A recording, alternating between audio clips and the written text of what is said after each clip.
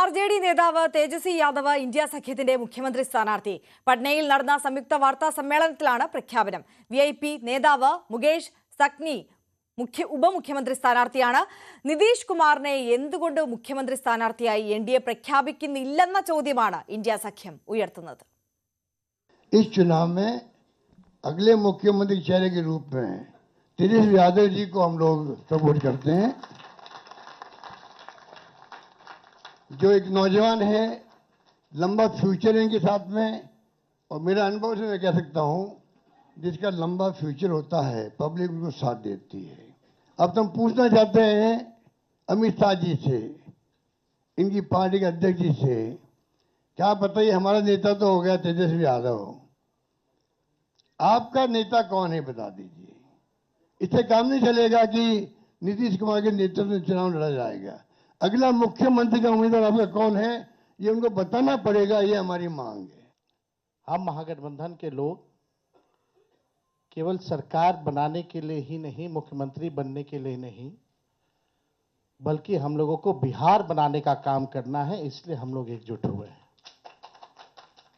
कि सभी महागठबंधन के साथियों ने मुझ पर पुनः भरोसा जताया है. इसके लिए सभी हमारे महागठबंधन के नेता हों, कार्यकर्ता हों, उन सब लोगों को दिल से हम धन्यवाद देते हैं. ER രാഗേഷ് കൂടുതൽ വിവരങ്ങൾ നൽകും. RJD നേതാവ് തേജസ്വി യാദവ് തന്നെയാകും മുഖ്യമന്ത്രി സ്ഥാനാർത്ഥി. ആ പ്രഖ്യാപനം ഇന്നുണ്ടാകുമെന്നുള്ള വിവരങ്ങളൊക്കെ നമ്മൾ നേരത്തെ തന്നെ പങ്കുവെച്ചതാണ്. എന്തായാലും ഈ മഹാസഖ്യത്തിൽ ഉണ്ടായിരുന്ന പ്രതിസന്ധികൾ, അസ്വാരസ്യങ്ങൾ, അതേ തുടർന്നുണ്ടായ ചർച്ചകൾ, അതിനെല്ലാം ഒരു ഫുൾ സ്റ്റോപ്പ് ഇട്ടുകൊണ്ട് ഇപ്പോൾ മുഖ്യമന്ത്രി സ്ഥാനാർത്ഥിയെ പ്രഖ്യാപിച്ച് തേജസ്വിയെ ഉയർത്തിക്കാട്ടിക്കൊണ്ട് വീണ്ടും പ്രചരണത്തിൽ കളം നിറയാൻ ഒരുങ്ങുകയാണ് ഇന്ത്യ സഖ്യം, അല്ലേ? ഒടുവിൽ തേജസ്വി യാദവിനെ മുഖ്യമന്ത്രി സ്ഥാനാർത്ഥിയായി പ്രഖ്യാപിച്ചിരിക്കുകയാണ് ഇന്ത്യ സഖ്യം. കാരണം കഴിഞ്ഞ ദിവസങ്ങളിലൊക്കെ തന്നെ സീറ്റ് നിർണയം സംബന്ധിച്ച് ഇന്ത്യ സഖ്യത്തിൽ വലിയ തർക്കങ്ങൾ ഉണ്ടായിരുന്നുവെങ്കിൽ ഇന്ന് പട്നയിൽ കണ്ടത് ഇന്ത്യ സഖ്യത്തിൻ്റെ ഐക്യമാണ്.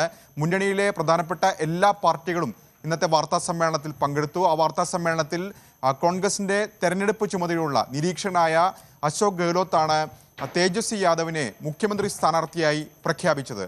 ഒപ്പം തേജസ്വിക്ക് പുറമെ ഉപമുഖ്യമന്ത്രിയെയും പ്രഖ്യാപിച്ചിട്ടുണ്ട്. VIP നേതാവ് മുകേഷ് സഹ്നിയാണ് ഇന്ത്യ സഖ്യത്തിൻ്റെ ഉപമുഖ്യമന്ത്രി സ്ഥാനാർത്ഥി. VIP ഇന്ത്യ സഖ്യത്തിലെ രണ്ടാമത്തെയോ മൂന്നാമത്തെയോ വലിയ പാർട്ടിയല്ല. സീറ്റ് കണക്കുകൾ നോക്കുകയാണെങ്കിൽ കോൺഗ്രസ് ആണ് രണ്ടാമത് ഏറ്റവും കൂടുതൽ സീറ്റുകളിൽ മത്സരിക്കുന്നത്. അത് കഴിഞ്ഞാൽ CPIM ആണ്. പക്ഷേ മുകേഷ് സഹ്നിയെ ഇപ്പോൾ ഉപമുഖ്യമന്ത്രി സ്ഥാനാർത്ഥിയായി പ്രഖ്യാപിച്ചിരിക്കുകയാണ് ഇന്ത്യ സഖ്യം. അതിന് കാരണങ്ങൾ പലതാണ്. പ്രത്യേകിച്ച് അദ്ദേഹം EBC വിഭാഗത്തിൽ നിന്ന് വരുന്ന നേതാവാണ്. അതുകൂടി കണക്കിലെടുത്തുകൊണ്ടാണ്, ആ വോട്ടുകൾ കൂടി സമാഹരിക്കുക എന്ന് ലക്ഷ്യമിട്ടുകൊണ്ട് തന്നെയാണ് മുകേഷ് സഹ്നിയെ ഇപ്പോൾ ഉപമുഖ്യമന്ത്രി സ്ഥാനാർത്ഥിയായി പ്രഖ്യാപിച്ചിരിക്കുന്നത്. മാത്രവുമല്ല, നേരത്തെ പല പരാതികൾ മുകേഷ് സഹ്നിക്ക് ഉണ്ടായിരുന്നു. ഏറ്റവും ഒടുവിൽ രാഹുൽ ഗാന്ധി അടക്കം ഇടപെട്ടുകൊണ്ടാണ് അവർക്ക് 15 സീറ്റുകൾ നൽകാൻ തീരുമാനമായിരിക്കുന്നതും. കഴിഞ്ഞ തവണ NDAക്കൊപ്പമാണ് സഹ്നി മത്സരിച്ചത്. ഈ കാരണങ്ങളൊക്കെ കൂടി പരിഗണിച്ചുകൊണ്ടാണ് അദ്ദേഹത്തിന് ഇപ്പോൾ ഉപമുഖ്യമന്ത്രി സ്ഥാനം, അധികാരത്തിൽ വന്നാൽ ഉപമുഖ്യമന്ത്രി ആകുമെന്ന വാഗ്ദാനം നൽകിയിരിക്കുന്നതും അത് പ്രഖ്യാപിക്കുകയും ചെയ്തിരിക്കുന്നത്. അധികാരത്തിൽ വരികയാണെങ്കിൽ കൂടുതൽ ഉപമുഖ്യമന്ത്രിമാർ ഉണ്ടാകുമെന്ന സൂചനയും അശോക് ഗെഹ്ലോത്ത് നൽകി.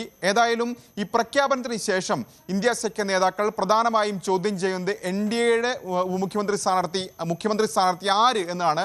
കാരണം നിതീഷ് കുമാറാണ് കഴിഞ്ഞൊരു 20 വർഷമെടുത്താൽ 9 മാസത്തെ കാലാവധിയിൽ മാറ്റി നിർത്തി കഴിഞ്ഞാൽ 2 മുന്നണികളുമായി ബീഹാറിനെ ഭരിക്കുന്നത്. പക്ഷേ ഇത്തവണ NDA അത്തരമൊരു പ്രഖ്യാപനത്തിലേക്ക് പോയിട്ടില്ല.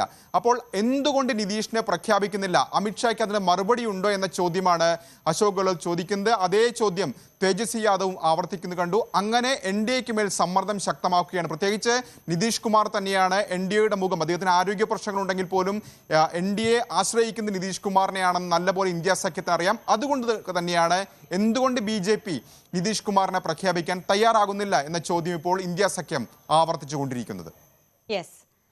ER രാഗേഷാണ് വിശദാംശങ്ങൾ പങ്കുവച്ചത്.